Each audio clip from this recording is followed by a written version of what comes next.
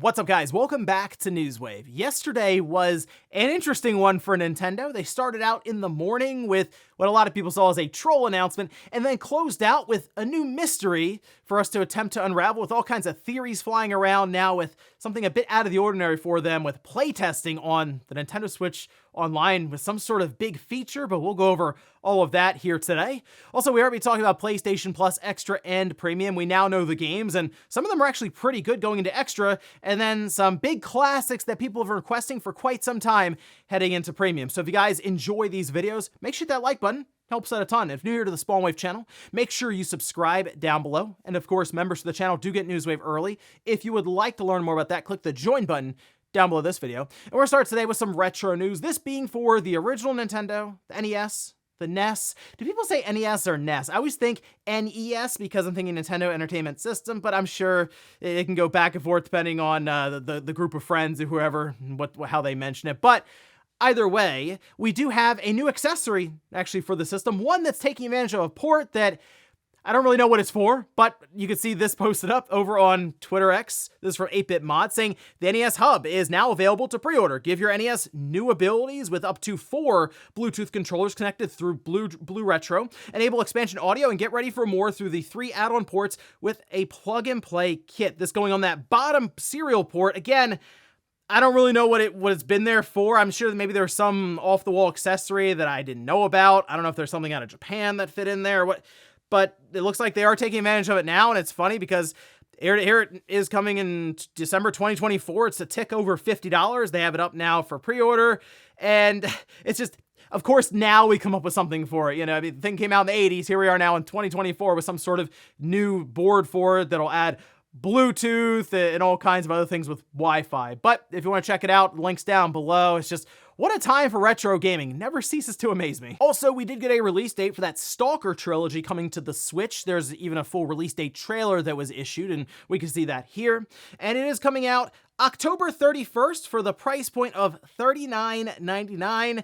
And I'm interested in this one specifically for the technical side, because this is a game that back when it came out on PC, it did kind of beat up the PC in general, like trying to go for higher settings and stuff. It was tough. I mean, today it obviously plays better, but still, this is one of those kind of technical showcase kind of things for the Switch and what it's able to do here. Older titles, yes, but still, titles that can be a bit harder to run. Each game can also be purchased individually for $19.99 if you'd like, but there's a lot of value there at the $40 for that trilogy coming out October 31st. So a day that's already quite packed, actually. It's like really the second half of this month gets another title. Oh, and to follow up with their other full Resident Evil releases on iPhone and iPad, it looks like Capcom is also moving over Resident Evil 2. We can see this over on VGC, where they say, following the footsteps of Resident Evil 4, 7, and Village mobile ports, the game will hit App Store on December 31st, 2024. So we're looking at iPhone 15 Pro models, iPhone 16, and every iPad and Mac with the M1 chip or later. And we're trying to figure out price point on this. They haven't revealed it yet, but I guess technically we've had the other ones outside of Resident Evil 4 come in at $20. Resident Evil 4 being, of course, the newer title when it dropped, $60. I could see this being like 20 or 30 bucks, I guess, for Resident Evil 2. This is clearly stuff that's also being funded, or at least helped out by Apple, because we already know the others really didn't sell much at all, just based on statistics that were published and sales data. So, I mean, Capcom is probably figuring, we already moved the others over, let's move over one that was actually quite popular with Resident Evil 2, an awesome game. But on mobile and on like anything with just touchscreen, it doesn't work as well. Just that's the biggest thing right now. The bridge they have to cross is getting controls just better, ones that you expect to be tactile and you can press, and joysticks to move around on the touchscreen. It just really hasn't connected in terms of technology. Maybe that's the next big leap, but I'm not really expecting it, because people still look at price points of $20 as being like, whoa, that's quite a bit. But then they put like 5 times that amount, maybe that day, into microtransactions on something like Candy Crush Saga, so who knows. And guys, with some of the quick news out of the way, let's get into the bigger stuff. Let's start right away with Nintendo's first announcement yesterday. It was in the morning, and well, that actually makes sense considering this was for an alarm clock, which, funny enough, is basically what I guessed it would be back on Newswave when we covered Nintendo's mystery device, because we'll come back to this. It is indeed from that patent that we had gone over. It was like this little cube and it had the mark on the bottom for the FCC as they were just going through all the paperwork and regulation stuff. Well, it looks like now we have this. It's Nintendo's Alarmo, which they did put out a full trailer. It's like 5 or 6 minutes long, going over all the features and showing off a scenario where it'd be used, of course, when you're waking up. Well, this alarm clock is a bit different for feature set and pricing, definitely. But over on Nintendo's site, they say introducing the Nintendo Sound Clock, Alarmo. It's an interactive alarm clock designed to add some Nintendo charm to your home and your daily routine. Alarmo will be available at retail starting in early 2025. Price point, $99.99. So yeah, it's $100 for this thing. Nintendo Switch Online members in the US and Canada can purchase it early via My Nintendo Store right now. So yes, you can head over there now, order it, and I actually did put it in order because I figured we would take it apart and check it out here. Why not? We check out all the other wacky things that Nintendo, the Pokemon company, tend to do. So it said like 3 or 4 days for it to get to me. They also mentioned you can tailor your routine and make waking up fun by picking from 35 scenes inspired by 5 Nintendo titles: Super Mario Odyssey, Legend of Zelda Breath of the Wild, Splatoon 3, Pikmin 4, and Ring Fit Adventure. I did a video detailing this a bit more, as there are also developer interviews that they released, like 4 parts of them discussing this, as well as the sensors and basically the radar that they use in this, because the idea is it's an alarm clock that you don't have to actually touch to turn off, because it can detect while you're moving around in your bed. When you sit up and you wake up and you're getting out of bed, it'll turn itself off. Now, there are some questions around how accurate that is, as of course people are getting this because it's also available right now at the Nintendo Store in New York. So Silverstone here posted a whole thread over on Twitter X of them picking it up at the store, checking it out, unboxing it, giving us all kinds of images of it being turned on and like first use for it. And then the big one, on the bottom, you can actually see the tag for it that does line it up, yes, to that patent. But it gets even better, because this alarm clock, Alarmo, technically can also update through the air. So you're gonna, I guess, be just connecting it to your Wi-Fi, because remember, we did see like a wireless connection along with that radar through the FCC. And there's already a firmware update for it. Yes, so we are about to go over Nintendo's update for an alarm clock, which is not something I had on my bingo board for 2024, but here we are. We can see this over on My Nintendo News.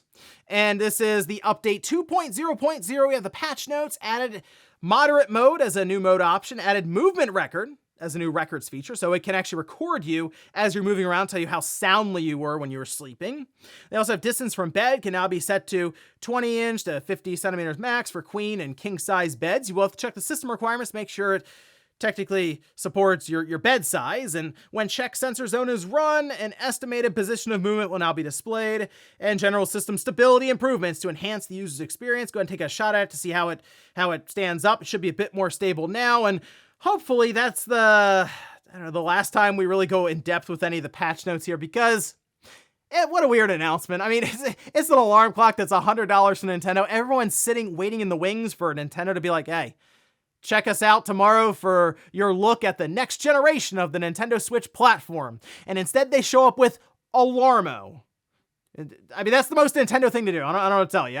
I guess we can now look forward to the move set for Alarmo and in Smash, maybe all kinds of little cameos in other Nintendo games. Maybe there'll be badges and icons for your Switch. They did say that this isn't necessarily going to interact or connect with the Switch or the next generation device, or I guess your phone, nothing like that. It is indeed standalone, an alarm clock. So there you go. Now you can turn all this off and just use it as a standard alarm clock by hitting the top, but I guess the idea is you would be buying it for all the advanced features. But hey, if you're interested, technically it's available now over on the Nintendo Store online or in New York, or it'll be coming to retailers, I'm sure, all across the world and everything starting in 2025. So let me know what you think about a $100 alarm clock from Nintendo that is certainly a Nintendo product down in the comments. Next up, let's talk about PlayStation Plus Premium and Extra, as we do have a bunch of games going in, as well as one classic, actually both classics now I'm thinking about, that we've been expecting basically through different leaks, whether it's on PlayStation Store and a banner randomly,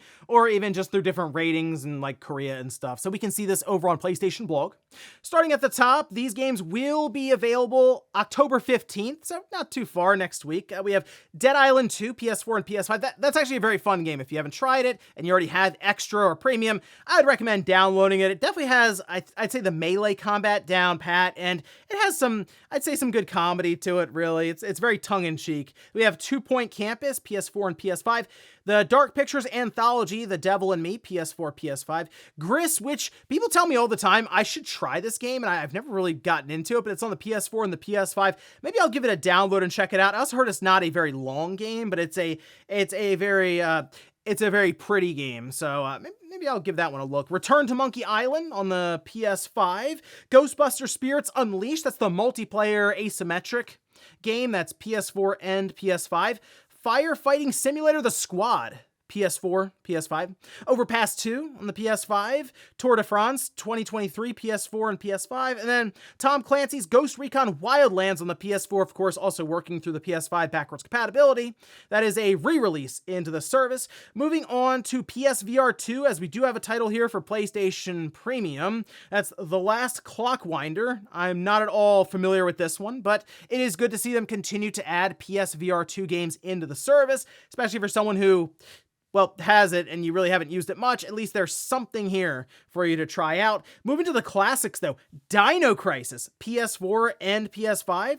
We have Siren, which is technically a revamp or re-release because it was already available on the PS4, but it's kind of busted on the PS5, so this should give people hope for some of the other games. Maybe we can get the Warriors or something where they fix that up, but still having Siren here, and I don't know if we're going to see a new one ever and anything like that, a sequel, but this does go alongside of what we've been seeing with different leaks through ratings boards and the PlayStation database. And then we have R-Type Dimensions EX on the PS4, so looking around, that's a pretty good lineup, I would say, of titles, whether it's new ones like Dead Island 2 or Dino Crisis on the classic side, even down to a PSVR 2 title. Again, all these going into the service starting October 15th, and I'll certainly be checking out a few of those, especially those classics. Next up, let's talk about a new mystery from Nintendo, as this has to do with Nintendo Switch Online and seemingly a closed beta of some kind, and this is an odd one, and it has everyone sort of guessing as to what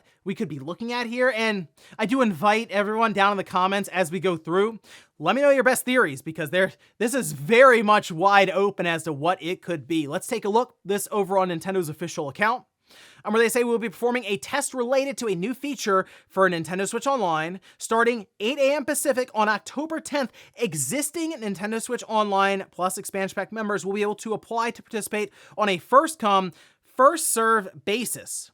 And we can see the card here, it just says Playtest Program. It shows like a kind of I guess just like a wireframe globe right below with the Switch Online, Nintendo Switch Online logo there. Now, if you go over to the page they have set up currently, they have application qualifications. So you do need an active an NSO expansion pack membership. You also need to be at least 18 years of age as of Wednesday, October 9th, and your Nintendo account has to be registered in one of the following countries: Japan, United States of America, United Kingdom, France, Germany, Italy, or Spain. From there, there's an application page or a button at the bottom that will be live. It should be actually live today, later on, starting 11 a.m. Eastern time, and it will be live until October 15th. So plenty of time there, at least, to try to work in an application, although they do say first come, first serve basis, and everyone's very curious as to what this is, because if you look at what they're asking you to do, they say customers will need to download exclusive software to their own Nintendo Switch system in order to participate. And they are being extremely vague with all of this. Like, there's no indication as to what you're signing up for, at least not at this time. Maybe when you go to sign up for it, they'll at least give you some sort of hint. But now a lot of people are looking at this wondering, is this something with Switch 2? Well, yes and no. I mean, technically, we're going to play it on the current Switch, right? That's the idea. You have NSO expansion pack, you have a Switch, you're 18, you can sign up, download software, and then run it and participate in whatever this is. But we also understand Nintendo Switch Online, our account system, should transfer over to the new device. So this seems like something they're kind of playing around with, obviously for the future, since this would be sort of this beta program where we're going to participate and obviously provide feedback, stress whatever network they need to, and this is where the theories begin, of course. So I've seen many going around, one being a new social platform, which, I mean, that it would make sense for them to do that, right? Keep engagement on the platform, some sort of next generation Miiverse. That could happen here. The other thought is, well, if it's a feature as they're describing, could it be something that has to do with not game sharing in the sense of ownership, but like game sharing where you can basically stream your game to someone else and you guys can hand off and go back and forth with controllers in a more robust way? That's possible. It's very weird the way all of this is being worded because it's not being pitched as a game, it's being pitched as a feature that would then compound onto the gaming experience. And that's one of the reasons that I also come back to some sort of social experience, something we download and then I guess launch and go into and basically play around with whatever this is, all the way up through the beginning of November. I mean, if you look at the playtest period, it's October 23rd to Tuesday, November 5th. They could schedule different times, and that's when the application works. It's very possible, as they've done that previously with like Splat Test or other things, but it's also possible they just leave it open for a few weeks here and we just maybe play around in this new age Miiverse or use whatever feature it is with any of the games on as like a system level thing. So a lot of possibilities here. Again, leave your best theory down in the comments because at this point it is completely wide open as to what this could be. And in our last bit of news, let's talk about a patent for one of those retro handhelds. And I've covered a few of these things from like Anbernic or like that Miu Mini, and those were very cool, I think, but they keep putting devices out that really haven't changed much. They just kind of release it because they want to release it. It's like every other week there's something new, but it doesn't feel that new. Well, now we're starting to see some patents and drawings get out there that I think would be awesome because it would work to completely shake the foundation of these devices and what's possible for them. So we can see this posted up. This is over on Retro Dodo, who also kind of feels the fatigue that I do with some of these devices, feeling very samey and just almost forced in terms of releases. But when we see some of the images here, this is shared by NNITRX, but they show off some images here that show what looks like at first kind of like a Miu Mini or Anbernic style. And then the screen slides up. It's a 960 by 720, and then the one below, it's a 640 by 480. So rather than a clamshell design, you would have that sliding screen. And it also looks like the bottom two buttons there can be changed out as like a modular design, or maybe it rotates. It's kind of hard to say exactly what they're getting at here with it. But either way, you could basically change between joysticks or just like a start and select button. And this is the kind of stuff I would like to see from that scene, really genuinely changing it up with interesting ideas. I mean, in this case, you could push the screen up and on the bottom screen, you could have additional information, whether it's for frame rates, or maybe that's where any achievements you get when it comes to like going through like the RetroArch achievement system, or maybe you play dual screen games that way, whether it's you're emulating DS games or 3DS or technically Wii U if the hardware is there. Not necessarily saying that's going to be the case for most of those handhelds that are lower powered, but DS is certainly something that is possible, and having these two screens would be awesome. It would make the entire system a bit thicker because you have to account for obviously the extra screen, but also the mechanism to slide it reliably. And while this is just a patent and images, I think it's something they should pursue because I would genuinely be trying to grab one of these things day one when they go up for pre-order. And of course, we would check it out here on the channel. But just the idea and the potential for something like this is really, really cool. So here's hoping these are actual plans they have and not just something they left on the cutting room floor. And before we go to the comment of the day, we'll take a look at the poll that I posted up yesterday, where I ask, are you buying Nintendo's Alarmo clock? All right, 89% just say no. 11% say yes. And I mean, my thought here with Nintendo is it seems clear. Again, check out the video I did yesterday. It seems clear this was done with a lot of research in mind, research and development for just like the radar system. And they're like, oh, what if we put it in an alarm clock? They didn't really give any origin story of, I woke up in the middle of the night, looked at my alarm clock and was like, I had to hit the button. What if I didn't have to? Radar. Nothing like that. But I think it's pretty clear they made this as like a fun thing internally, like a research and development that just happened to get to market. I'm sure a lot of these kind of things don't. They're just left inside Nintendo. And technically they're also bringing it out just in time for the holidays, and it's standalone. You buy it for $100 and you put it under the tree or gift it to someone. Maybe that's Nintendo's thought process here. They say it's not limited, it's just something they're going to sell, and it continues to build on Nintendo working outside of the typical lines of just video games and video game systems. It's them working themselves more and more into everyday life for people. Although it is also a $100 alarm clock, so who knows? And we'll finish up with the comment of the day as you're seeing here. This is from EPS 5000, says, why do people assume November is the cutoff for the announcement? Nintendo has until March 31st, 2025 to announce it. People need to chill, just sit back, and Nintendo will announce it when they announce it. So, okay, in this case, yes, they have until March, but the idea here is for 2024. People are thinking, well, if we get to the end of November, they're not going to announce it in December. They would come back maybe towards the end of January and announce it. And the reason for that is because when you start getting toward the end of November, there are holidays happening. Obviously, you get the holiday season in December, and typically you have PR and stuff kind of wind down because people are changing off weeks and stuff for vacation, and it just becomes a typical time when people step away from work. And when you announce a new system, it's kind of all hands on deck for a time period because you're going to be dealing with a lot of press and media. A lot of questions are going to come in. So you sort of get everyone together, rally everyone in, and it's kind of hard to do that on December 8th or something when it's like, oh, wait, they're actually on vacation now for the next couple of weeks. Who's going to deal with this inbox now? And ladies and gentlemen, that's going to do it here for Newswave. If you enjoyed this video, guys, hit that like button. If not, hit the dislike, leave comments down below about everything we talked about here today. If you missed yesterday's Newswave, I'll leave it up here on a card, or maybe you want to see more about that Alarmo $100 alarm clock from Nintendo, I'll leave that in a card right below it. Thanks guys for watching, and I'll see you next time.